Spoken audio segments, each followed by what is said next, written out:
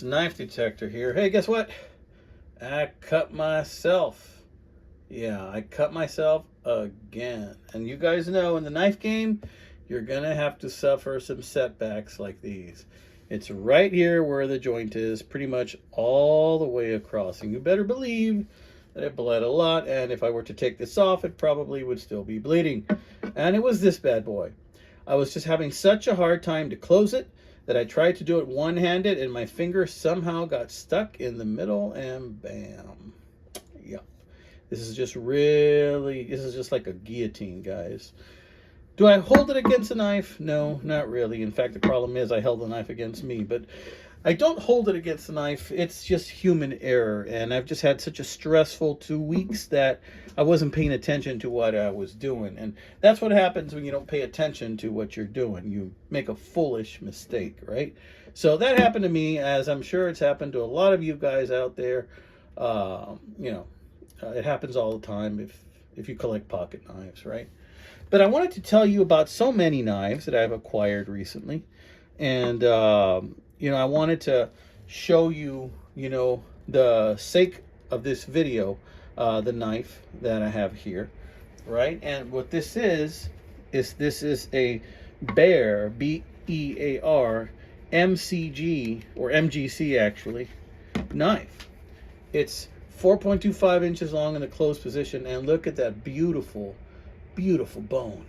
This is the selling point, and this is why I paid $70 including shipping for this knife, because I was just enamored with it.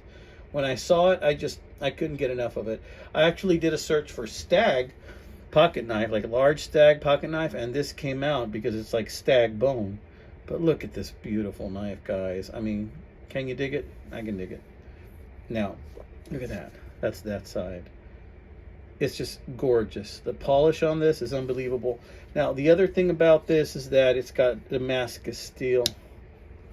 Oh, come on now. And I love the shape of the blade. The shape of the blade reminds me of some of those made in Oregon or Portland, Oregon, Browning knives. I'm trying to think of them. What they're called, maybe Gerber. I'm not sure if they were an old Gerber knife, a Sportsman possibly. Definitely reminds me of the Browning Japan knives. There are some Browning Japan knives that have kind of like the same shape to the blade. I want one of those knives as well. I really like the shape to that blade. It's just a gorgeous, gorgeous knife. Look at that. See how the bone is just a little bit thicker than the other? Bone is a natural material, so it's not going to look the same on either side. But this was so beautifully done. The thing about Bear knives is that people say that, the quality isn't good on some of them. I got real lucky with this one. I think the quality on this one is exceptional.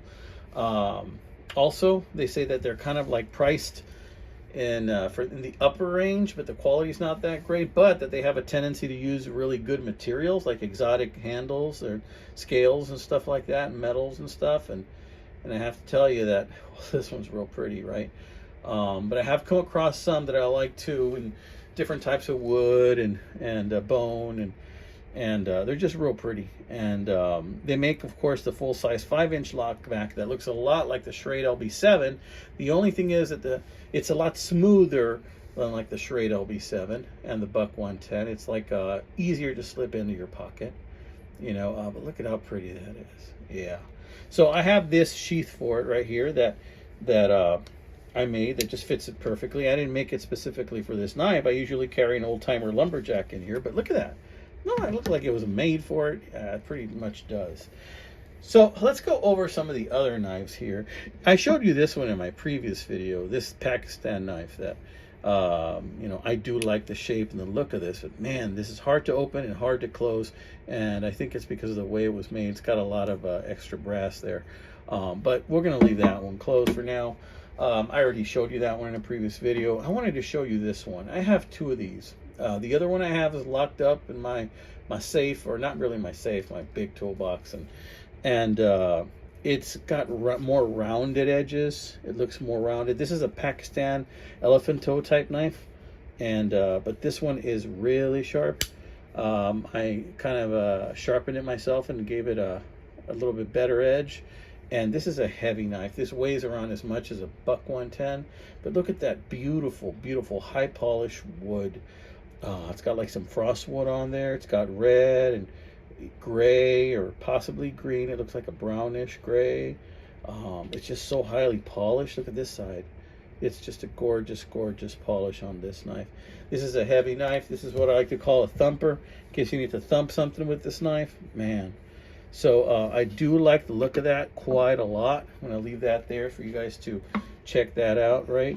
And enjoy the way it looks. But honestly, you know, this is a nice one. You know, usually you get these for like, they're going for 50 bucks now on eBay, which when these first came out, they were like 10 bucks. I got this for around 10 bucks, plus shipping was like $13.62 or something like that. Not that bad at all, right? Now, I went to a pawn shop and I found 3 knives that like 2 of them I kind of liked and 1 of them I didn't like at all. But I got them for the 2. One was a Milwaukee hawkbill knife, and the other one was this one. And this is the minimalist. I made this sheath for it, kind of like really quick, haphazard sheath with rivets, and I kind of pieced it together from some leather I had lying around, and you know, I made it pretty quick. And this is a minimalist by CRKT, and I don't have the Kydex sheath for it. It didn't come with it when I bought that little $10 knife pack that I got at that pawn shop. And I happened to meet a former student of mine. So if you're watching, hey George, hope you're doing well, George. Okay, this one's for you, bud. So yeah, I want to go ahead and shout out to George. But check this out. You know, this is a cute little knife and brand new. You can get this for around $25 brand new. But like I said, this was like in a 3-pack. And I really wanted the other one as well, the Milwaukee one, which I don't have with me, but I'll probably show you in another video. And but so I use it here and I pocket carry with it. But there is no company that I've found that makes a Kydex sheath aftermarket just for the CRKT minimalist. Probably because it's such a cheap knife to begin with. To make the Kydex sheath would be more expensive than the actual knife. So if you guys know where I can get a replacement Kydex sheath for this, that would be pretty cool.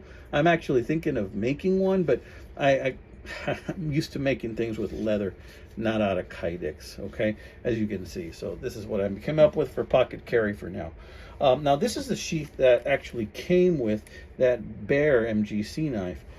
It's not bad. I've used it once, but check this out. It's already starting to show signs of wrinkling and wear right around here just from using it one time. I guess you can say it gives it character. Now let's see how much character it has after a second time I use it, right? Then I found this guy for like 9 bucks on eBay. It's an old timer and it's got a lot of brass, but it's a modern old timer. It says old timer right there. It doesn't just say like OT old timer right here. It has a little clip for you to put it on your belt. But look at the shade of the wood on this side. It's a lot lighter than the shade of the wood on this side. It's much darker. I think it's because of the clip and the way it's worn that probably keeps getting cleaned up with when you put it in your pocket with the clip, and when you hold it with your hands, your dirty fingers probably gets dirty here like that. But I don't know, maybe it's just a different shade of wood all in all, you know, but it's a pretty knife. What do you think? Wanted to show you that one too. This is the 31 OT is what this one's called, and it's kind of smaller and lighter than I usually like to carry, but I do like this knife as well. This is called the 31 OT. All right, amigos, just wanted to shoot off this video and show you what I intend to carry during this spring break, this little season I have. And I hope you guys are going to have an amazing weekend. And tomorrow, good luck. I'm going to do some chores tomorrow. By chores, I don't mean stuff around the house and outside. So if my wife is listening, which she is, don't get excited. I actually mean errands is the word I'm looking for. Here's the guillotine that freaking cut my finger. See that? It's really hard to open, okay? And hopefully with some use, that'll get a little bit better. And here's this piece de resistance, this work of art right here that I just, I'm going to carry that one tomorrow. I'm going to carry this one tomorrow. There ain't nothing wrong with that. All right, friends. It's another one by the Knife Detector. Y'all take care. God bless you, my friends. Have a safe spring break weekend.